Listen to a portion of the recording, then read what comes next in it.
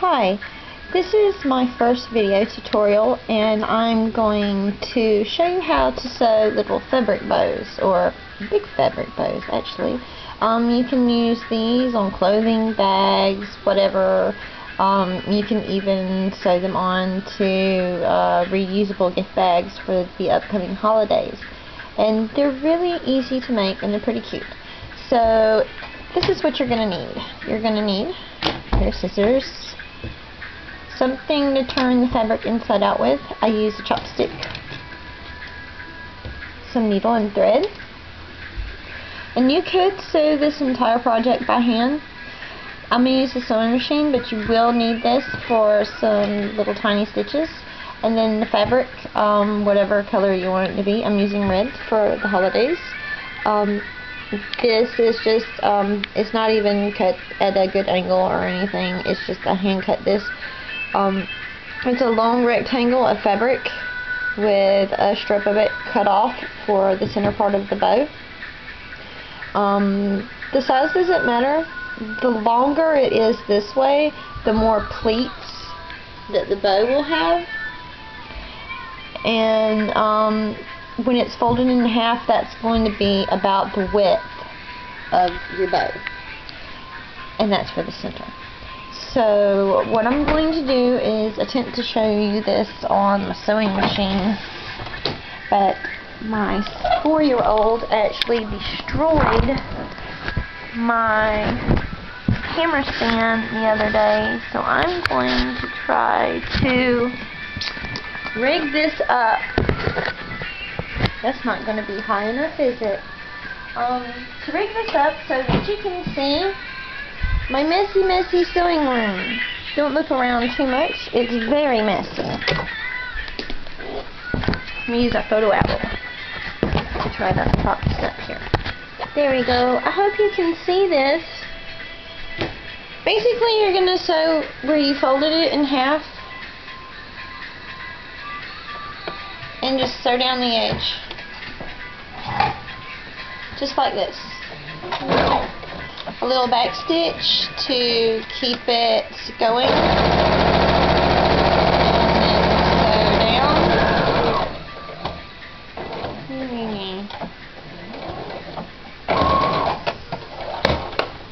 I'm extremely sloppy with these. I don't care about pinning, seam allowances, anything like that. So you should have a piece of fabric that's now a tube. So you're going to take the fabric and lay it down like this, so that the part you just sewed kind of flatten that down in the back. You can actually iron this if you want to. When I'm making things for clients, I always press, because press seams look more professional and it actually makes your sewing easier. So what I'm going to do now is sew this totally closed on the end, and then I'm going to sew this mostly closed, but I'm going to leave just a tiny opening right here so that I can turn this tube inside out. So I'm just going to sit that up there for a second.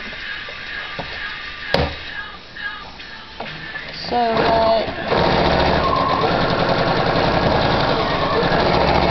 sew a bow.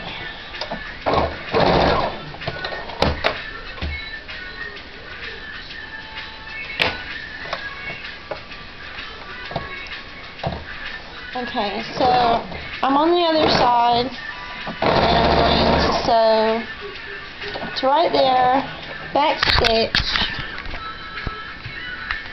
Right there, I've back stitched, and I'm going to go back up to where I was, raise my needle up, and the foot, yank it over to where the center seam kind of starts, pop it right down. Look at that, I can record and sew one-handed. I'm feeling really talented today. Next stitch on. Through with that. Set the camera down for just a second so I can snip it off.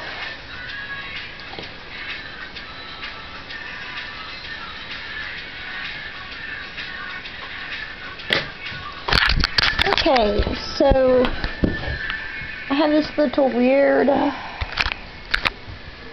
pouch going on, and it has a very tiny opening right there. Now before I get to this, you're going to take your little short piece that you cut, fold it in half, so the edge along there, just like that part. Red's not really showing up very well. Sorry. But anyway, so you're going to sew that up, and you'll actually turn this one inside out.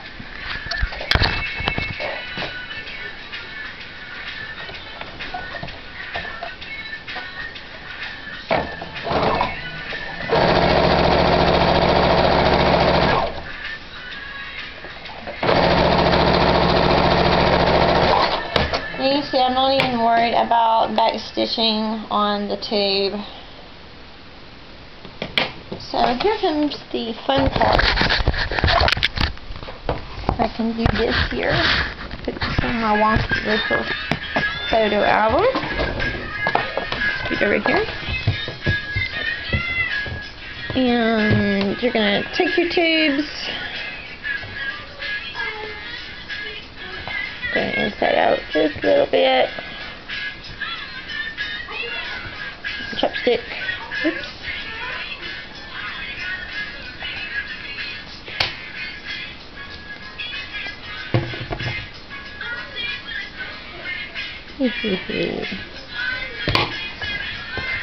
Okay, so you got this little fabric tube. We'll come back to it. You're not going to need the entire length of this, but it just makes it easier to turn inside out like that. So this, you got to turn inside out.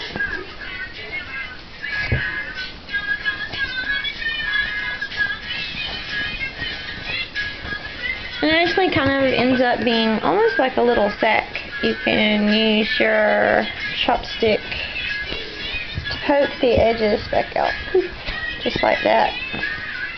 And these aren't real fabric bows, they're actually fake bows. There's a different way to make bows. Now, see, you've got a little sack. And actually you can use these sacks for different things.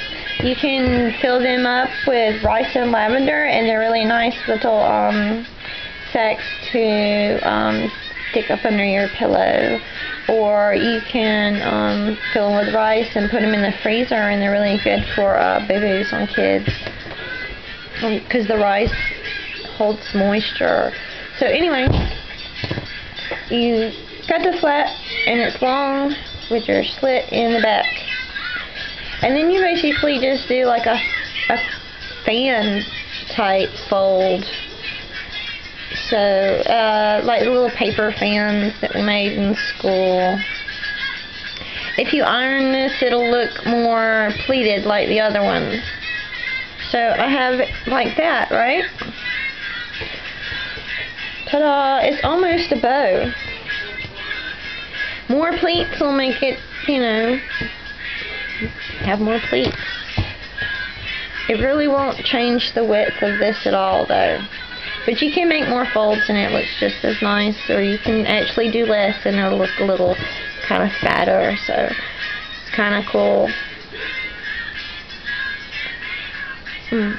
Okay, pop that through like that.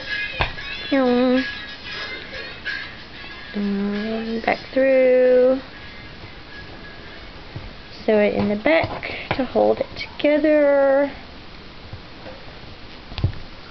It's hard to get through thick fabrics.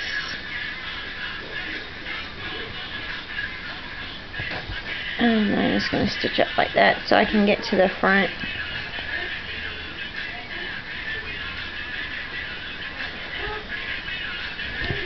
Yeah.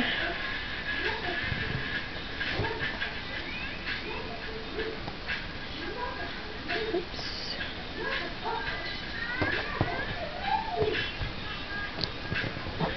Okay, and then a little stitch back through so I can get to the bottom. You see I left my thread in the bow. Now it's tied together. Oh, it's a bow. But it needs a center.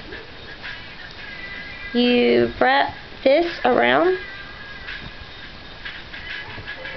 like that and figure out about how much you need. Look at there, I need that much.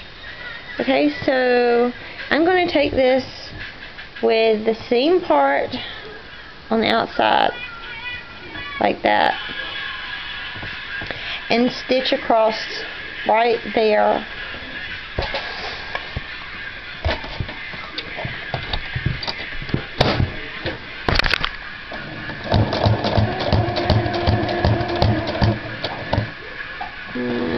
Instead of a back stitch on this, because I really want this part to be reinforced. And like I said, you can totally do this by hand. You don't have to use a sewing machine. So it's a fun little craft that if you gotta go somewhere and sit, you can take some pre-cut pieces with you and a little tiny pair of scissors and you'd be done.